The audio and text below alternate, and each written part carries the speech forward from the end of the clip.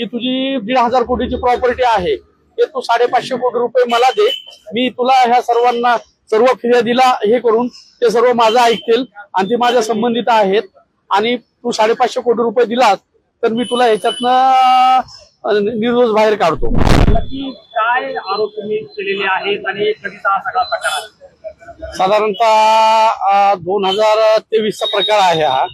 गायकवाड कुटुंबावरती 2021 मध्ये गुन्हे दाखल झालेले आहेत। त्यावेळेला सुपेकर साहेब इथे जेल ऑथॉरिटीला होते आणि त्याच्यानंतर त्यांच्यावरती इथे एक जेलमध्ये एक हमला झालेला होता। त्याच्यानंतर त्यांच्या सुरक्षेच्या कारणास्तव किंवा त्यांच्या सोयीसाठी त्यांना अमरावती जेलमध्ये वर्ग करण्यात आलं आणि वर्ग केल्यानंतर तिथे जी काही एसपी आहेत ॲडव्होकेट चिंतामणी ते हे सुपेकर साहेबांच्या नातलग आहेत असं आम्हाला समजण्यात आलं, अमरावती कारागृहाचे एसपी। त्याच्यानंतर त्यांना तिथं 19/8/2023 रोजी सुपेकरांनी तिथं भेट दिली असता साधारणतः सकाळी 9 ते 12:30 पर्यंत ह्यांना एक विशेष कक्षामध्ये बोलवण्यात आलं।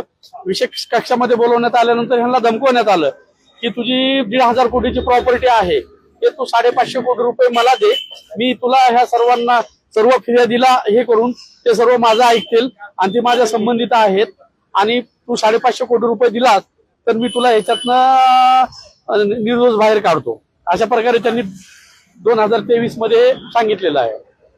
सर तुम्ही यावर याचिका कुठं दाखल केली, त्यामध्ये सध्या काय स्टेटस आहे किंवा काय याच्यामध्ये त्याच्यानंतर आमच्या शिलाकून आम्हाला समजलं की हे येऊन आम्हाला धमकवलेलं आहे, आमच्या जीवाला धोका आहे, त्या कारणास्तव आम्ही ते त्यांच्या माहितीच्या आधारे ते नागपूर खंडपीठामध्ये आम्ही याचिका दाखल केलेली आहे।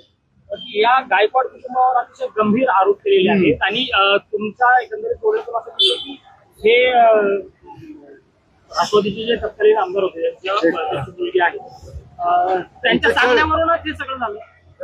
आता त्याच्यामध्ये जी गायकवाड कुटुंबीय आतमध्ये असताना त्यांची काही प्रॉपर्टी होती, त्या प्रॉपर्टीमध्ये SBI असेल, क्रोमा असेल, या लोकांना त्या लोकांचे पण आमच्याकडे पत्र आलेले। गायकवाडांना त्यांनी पत्र पाठवलं की संबंधित जी व्यक्ती आहे दीपक साळुंखे ते आम्हाला धमकावतोय त्यांच्या किरायेदारांना, तसं त्यांनी पत्र जेलमध्ये गायकवाडांना दिलेलं आहे। सुपेकरांनी थेट पैशाची मागणी केली का चिंतामणी? नाही, सुपेकरांनी भेटून स्वतः जेलमध्ये जाऊन भेटून 19/8/2023 प्रकरण आहे, तिथं जाऊन भेटून गायकवाड यांचं जर बॅकग्राऊंड पाहिलं तर ते अत्यंत क्रूर आहेत, त्यांच्यावर अनेक गुन्हे दाखल आहेत, मगरी पळून लोकांना धमकावतात, अशा एखाद्या व्यक्तीनं अशा आरोप केले तर ते कितपत सत्य मानेल?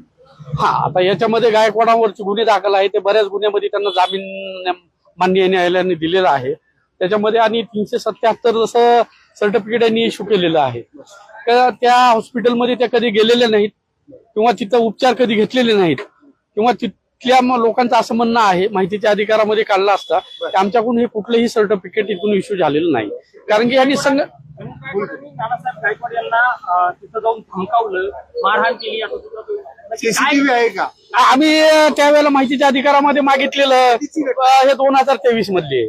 आता काय तुम्ही त्याचा हे आम्ही पिटिशन फाईल केलेलं आहे ना त्यावेळेला। त्यावेळेस तुम्ही कधी केला तर 2025 ला तुम्ही माध्यमासमोर आलात, सुपेकरावर आरोप होता मग तुम्ही आरोप करताय का त्यात तथ्य म्हणून? नाही, त्यामध्ये आम्ही ऍक्च्युली त्यावेळेलाच आम्ही 812/24 मध्ये पिटिशन फाईल त्यावेळेला केलेलं आहे, आम्ही आज बोलत नाहीत।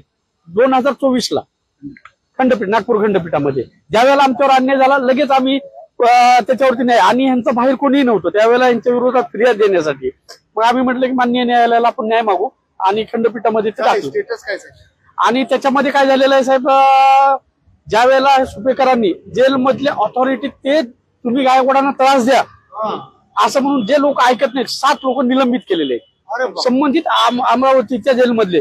मिराशे असतील, राठोड एक महिला आहे, भोसले असतील, असे 7 लोक क्षुल्लक कारणावरून त्यांनी निलंबित, सुपेकर साहेबांनी ते निलंबित केले। माझा प्रश्न तो आहे की ज्यावेळेस ते जेलमध्ये जाऊन धमकावलं म्हणतात त्यावेळेस काय त्यांना कशा पद्धतीने धमकावलं होतं, काय म्हणाले? त्यांना सकाळी 9:30 वाजता साधारणतः जेलमध्ये जाऊन एक विशेष कक्षामध्ये बोलवण्यात आलं।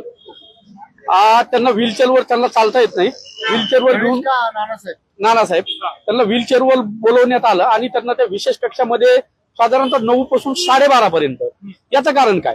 एका कायद्याला तुम्ही कुठल्या कायद्यानंतर घेऊन तुम्ही त्याला विशेष कक्षामध्ये बोलून धमकावताय ते कुठल्या ह्याच्यामध्ये बस धमकावलं म्हणजे नक्की काय काय काय बोलले त्यांना? धमकावलं? ते सांगितलं की हे जे तुझी 1,500 कोटीची प्रॉपर्टी आहे हे गुन्हे कसे तुला आहे सगळं माहित आहे आणि तुला जर इथून वाचून जायचं असेल तर तू आम्हाला 550 कोटी रुपये दे आणि नाहीतर आम्ही तुला इथं जगू देणार नाही.